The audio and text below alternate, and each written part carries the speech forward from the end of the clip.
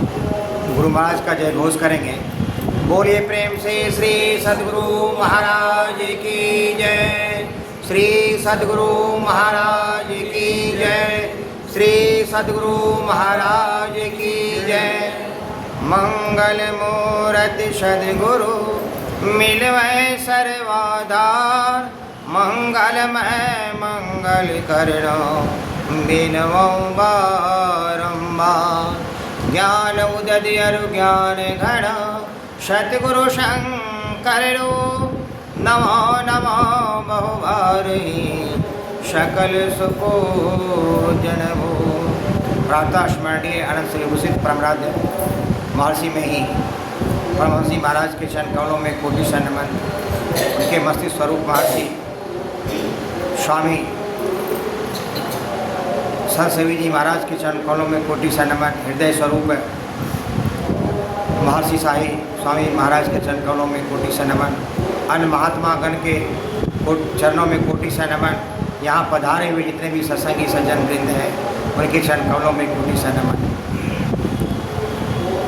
आज हम लोग संतमत के साप्ताहिक सत्संग में बैठे हुए हैं। सत्संग योग का पाठ हुआ जिसमें हम लोग जीव जगत और ईश्वर की चर्चा की है और उसका सार यही था कि जब तक हमें भगवत भजन की प्राप्ति नहीं होती है और सच्चे गुरु से भगवत ज्ञान की प्राप्ति नहीं होती है तो हम ब्रह्म को प्राप्त नहीं कर सकते हैं। हम उस ब्रह्म पिता परमेश्वर को प्राप्त नहीं कर सकते हैं और जब तक हम अपने ब्रह्म पिता परमेश्वर को प्राप्त नहीं कर सकते हैं तो यह मनुष्य शरीर का एक कोई अर्थ नहीं बचता है और मनुष्य शरीर जो हमें मिला है वह व्यर्थ हो जाएगा। उसके बाद अभी बड़ा बढ़िया से हमारे उत्तम भैया रामचरितमानस का पाठ किए। उसमें गरुड़ महाराज जी और काकभस्वंडी जी का जो संवाद आया बड़ा सुंदर ढंग से वह पाठ किए। और यहाँ जितने भी सत्संगी वृंद हैं, आज आलोक का भी बड़ा अच्छा, जगदीश भैया का भी बड़ा बढ़िया भगवान शिव के ऊपर जो भजन गाए, विमल भैया सारे हमारे भाभी जी वाले सब जो भजन गाए, बड़ा ही रोचक और बड़ा ही आत्मशुद्ध करने वाला भजन उस गुरु महाराज का है ही कि भजन सुनने से ही आत्मा का जो है वह कुलसित आत्मा भी वह शुद्ध आत्मा में परिणत हो जाता है जो हमारे भक्ति मार्ग में हमें अग्रसर करता है। तो यह बहुत बड़ी बात है। अभी हम लोग जो रामचरितमानस पाठ में गरुड़ जी और काकभस्वंडी जी महाराज का जो संवाद रामचरितमानस में सुने कि उसमें है कि दुष्टों से प्रीति और झगड़ा भी नहीं करना चाहिए। ये बहुत बड़ी बात है। जो दुष्ट व्यक्ति है उससे ना तो दोस्ती करना चाहिए ना हमें झगड़ा करना चाहिए। ये बहुत सार बात है। और उसी में गरुड़ महाराज जी कहते हैं काकभस्वंडी महाराज से कि गुरु बिन भवनिधि तरई न कोई, गुरु बिन भवनिधि तरई न कोई, जो बिरंची शंकर सम कोई। बिना गुरु का भव सागर पार नहीं किया जा सकता है। गुरु की महिमा अपरंपार है। तो गुरुदेव ही हमारे भगवान हैं, उनको मानना चाहिए, उस पर विश्वास करना चाहिए। और कहते हैं कि जो बिरंची शंकर सम कोई, बिरंची मतलब यहाँ ब्रह्मा से कि जो व्यक्ति वह ब्रह्मा और शंकर भले बन जाए, ब्रह्मा और शंकर स्वरूप बन जाए, उतना पावर उसमें आ जाए, लेकिन वह भी बिना गुरु के जो है भव सागर को प्राप्त नहीं कर सकता है। बिना गुरु के कृपा बिना जो है ब्रह्म की प्राप्ति नहीं हो सकती है। तो ये कितना बड़ा बढ़िया जो है रामचरितमानस में तुलसीदास जी महाराज और गुरु महाराज भी हम लोगों को बताए हैं, रामचरित के मानस के द्वारा संवाद दिए।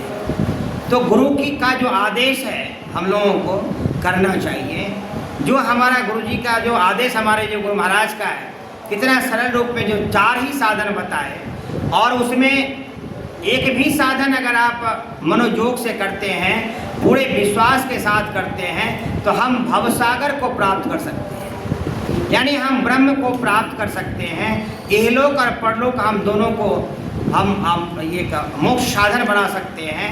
हमारा इहलोक परलोक बड़ा परम शांतिमय होगा, सुखमय होगा, लाभकारी होगा।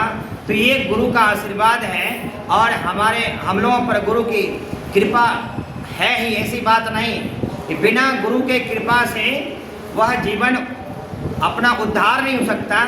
और हम लोगों की गुरु कृपा हम लोगों पर बरसती ही है, जो कि हम लोग इस तरह के सत्संग में आए।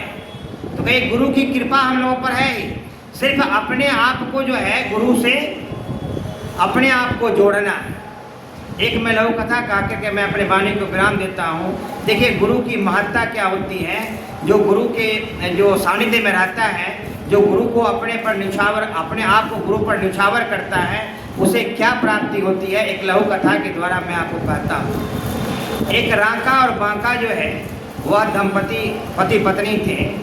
वह भगवान का बड़ा भक्त थे, भगवान का इतना पूजा और साधना किए थे कि उसको सिद्धि प्राप्त हो गई थी। लेकिन उसका जीवन बड़ा दुखमय था, बड़ा गरीबमय जीवन था।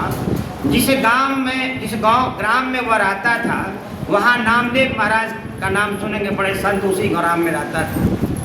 उसके दुख को देखकर वह बड़ा गर्वित हुए और भगवान से कहे कि हे भगवान, ये आपका इतना बड़ा भक्त है और उसका जीवन इतना दुखमय है, आप उसके दुख को क्यों नहीं आप निवारण करते हैं। तो भगवान संत से बोलते हैं कि आपको कल जो है ना, ये पता चल जाएगा कि वह उनको धन कितना चाहिए, उस भक्त को धन कितना चाहिए। तो वह जो है नामदेव जी महाराज जो कहा कि आप जंगल में छिप जाना और उसको देखना। तो संजोग से राका बाका एक उसी रास्ते से जा रहे थे, तो भगवान ने क्या किए, एक सोने का जो मोहर होता है, पूरे पोटली वह रास्ते पर गिरा दी। तो आगे आगे बांका जी चल रहे थे, बांका महाराज जी। तो बांका महाराज जी जब उस पोटली को देखे ना, तो देख के करके सोचा क्या कि इसको धूल से ढक देते हैं, किसी का होगा या जैसे भी होगा, धूल से ढक देते हैं और निकल जाते हैं। तो वह जैसे धूल से ढक ही रहा था कि उसकी पत्नी वहाँ पर भी पहुँची, पीछे पीछे आ ही रही थी। तो वह बोले कि स्वामी, आप इस धूल को धूल से क्यों ढक रहे, ये तो धूल ही है और धूल को आप धूल से ढक रहे हैं। तो नामदेव वो जो बांका जी कह रहे अपने पत्नी से कि हम तो यही सोचे कि तुम पीछे पीछे आ रही हो और इस सोने के मोहर बड़ा बेग को तुम देखोगे तो तुम्हारा कहीं मोह ना आ जाए और तुम उसको लेके घर न चल जाओ। तो वह जो है बड़ा आश्चर्य हुआ कि देखिए कि वह हमसे भी वह, और उस पर बड़ा धन्यवाद दिया कि हमसे भी तुम भक्त नहीं निकली। हमको तो समझ में आ रहा था कि ये मोहर है, सोने की मोहर है, और धूल और सोने में हमको फर्क पड़ा, लेकिन तुमको मोहर और धूल एक ही समान लग रहा था।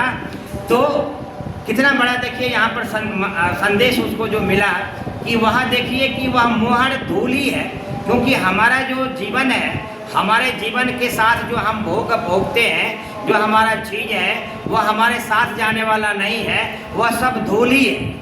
तो और जब तक कोई भी हम जो हमारा भौतिकवादी सुख संपदा है उसको धूल अगर समझें, तो हमें भजन में मन लगेगा और उसी तरह का हम जो है वह बांका और राका की तरह भगवान का भक्त बन सकते हैं और सभी साधन को हम प्राप्त कर सकते हैं। तो ये बहुत बड़ी चीज़ है कि देखिए गुरु के सानिध्य में अपने आप को बांका राका जो है वह समर्पित कर कितने सिद्धि को प्राप्त कर लिए कि सोने के मोहर को भी वह जो है उनकी पत्नी धूल ही समझी और बांका उस पर कितना गर्व करा, क्योंकि बांका में उतने सिद्ध पुरुष थे, फिर भी वह धूल और मोहर को अलग अलग समझे, लेकिन उसकी पत्नी उस सोने के मोहर को भी जो है वह धूल ही समझी।